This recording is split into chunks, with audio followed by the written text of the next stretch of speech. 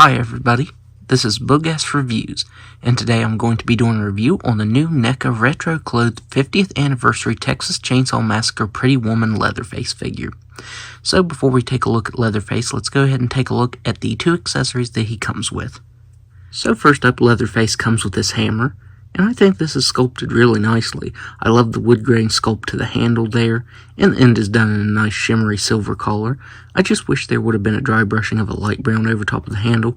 I think that would have looked really good.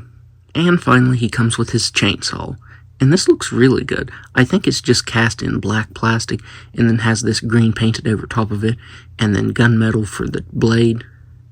I think that looks really good. The biggest problem with this figure, which I thought I was going crazy, is that he has completely closed hands. These hands can't hold anything aside from the hammer, because they're molded together. So, there was no way of getting this chainsaw in his hand. I thought maybe you would just unpeg this or something, but you can actually see it's kind of glossy around there because it's glued down. So in both spots, it's actually glued down. Like I said, I thought I was going crazy. I looked in the package. I thought maybe I left some alternate hands in the package. But no, his hands are actually cast together. And that really baffles me because on the promo shots, he's actually holding this.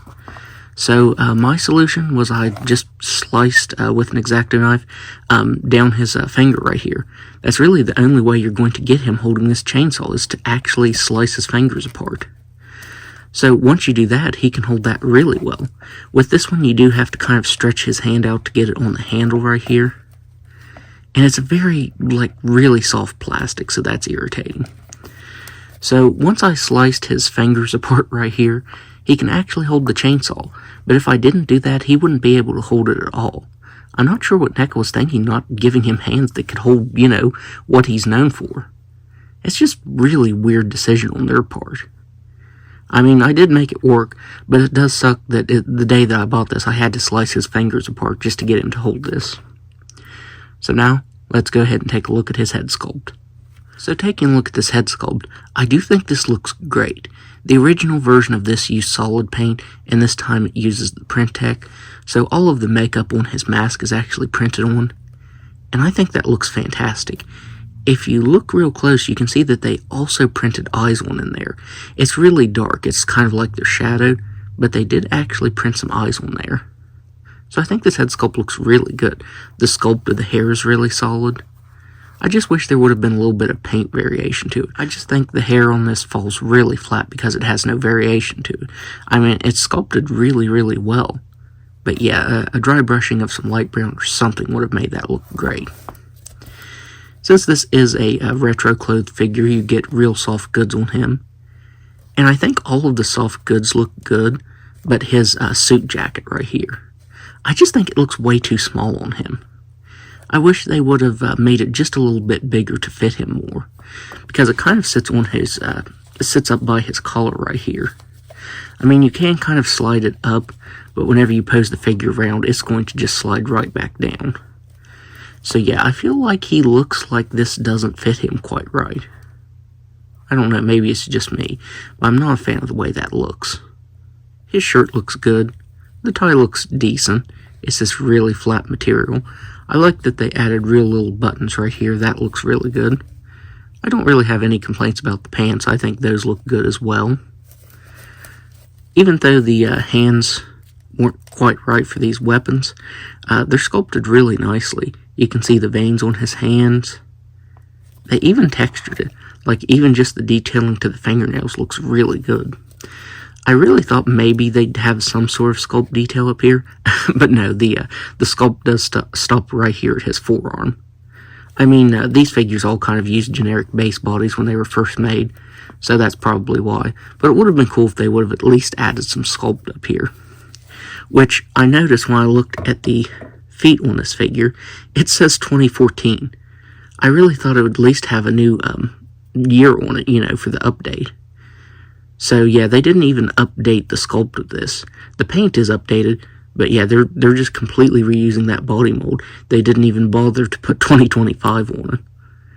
I really wish they would have updated the feet, though, to have ankle rockers, because these original retro clothed figures, they just had a swivel, and it can be tough to get them to stand. I'm just noticing that underneath the pants right here, the material is dyeing the plastic. You won't really see that because the pants will be down like this, but yeah, it is dyeing the plastic. I will say his boots look really funny since the sculpt stops right there. I think the boots are actually sculpted really nicely. You get some nice textures and everything. They look kind of worn. That's some pretty good sculpt detail to them. But yeah, this would have been really good if they would have given him some ankle rockers, some updated ankle articulation. I also forgot to mention, it does feel like there's some padding in here. All of these base bodies on the old Neca clothed figures, I think they were all muscular. They kind of look like G.I. Joe. But since Leatherface is a bigger character, they did put some padding in here to make him look bigger. I think that's pretty smart. I actually thought he was using a new body, but no, it's just the padding right there. So now, let's go over his articulation. So he has a ball-jointed head that can actually look up way more than I thought he'd be able to. He can't really look down at all. He can move his head side to side, and you don't get any around movement. He has shoulders that can move all the way out. He has a swivel at the bicep, single jointed elbow that can bend in that far, wrist swivel that moves all the way around and up and down, a waist swivel that moves side to side. I don't want to untuck the shirt here, so I'm wary of moving that around too much. He has hips that can only move out that far. I don't want to split the seam in his pants, so that's all that I'm comfortable moving these out. He can kick forward really nicely, back just a little bit. He has a nice thigh swivel, single jointed knees that don't bend back as much as I wish they would, and ankles that just move up and down. So now, let's do some size comparisons. So first up here he is next to Dream Warrior's Freddy, which this actually just got a re-release. I've seen people finding it in Target stores. It's actually in a box as opposed to the original clamshell that it came in. I imagine it's probably the same as this. The only thing that's really updated is the paint details on the face, but I imagine everything else on the re-release will be the same as this one. Here he is next to Michael Myers. And finally here he is next to Elvira. So overall, I'm really let down by this figure. You know, I wasn't even collecting Neca when the original version came out. So now that I'm collecting Neca, I was really happy when they announced a re-release of this. I will say the face definitely looks good on this. The updated printing looks really nice. But the biggest flaw of this figure is they didn't update the ankles. You know, they could have updated them to rockers. And he can't even hold his chainsaw. I mean, that's his whole deal. You know, I had to slice his fingers apart on the day that I got him. I don't like paying this much for a figure just to slice it apart. So yeah, now that I have this in hand, I'm really not fond of it, which sucks because I was looking forward to it. So, that's my review. If you like this review, be sure to hit the like button and subscribe to my channel. Thanks for watching.